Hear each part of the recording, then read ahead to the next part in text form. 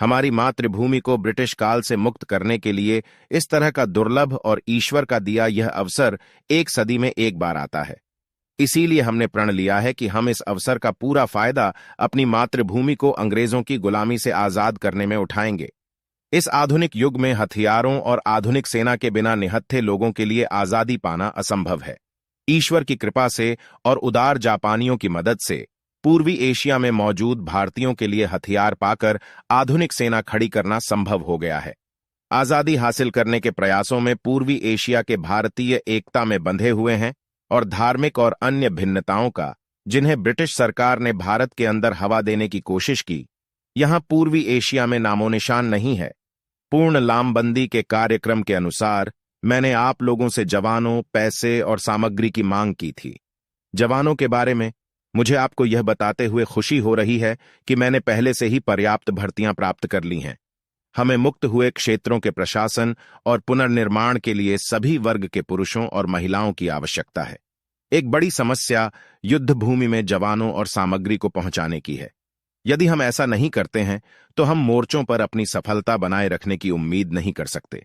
आप में से जो लोग इस घरेलू मोर्चे पर काम करना जारी रखेंगे, उन्हें यह कभी नहीं भूलना चाहिए कि पूर्वी एशिया, विशेष रूप से बर्मा, आजादी की लड़ाई के लिए हमारे आधार हैं।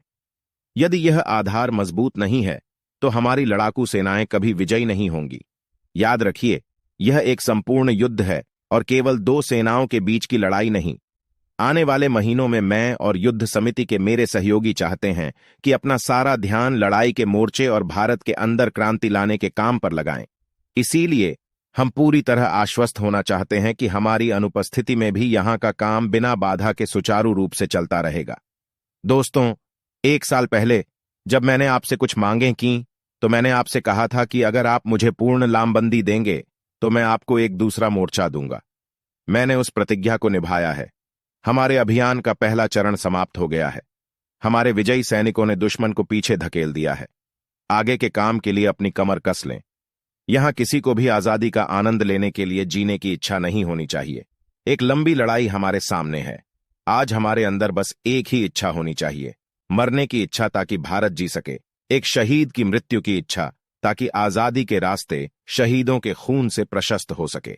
दोस्तों, स्वतंत्रता संग्राम में भाग ले रहे मेरे साथियों, आज मैं इस बात पर आप सभी से एक बड़ी मांग करता हूं। मैं आपसे खून की मांग करता हूं। यह खून ही है जो दुश्मन के खून का बदला ले सकता है। केवल खून ही है जो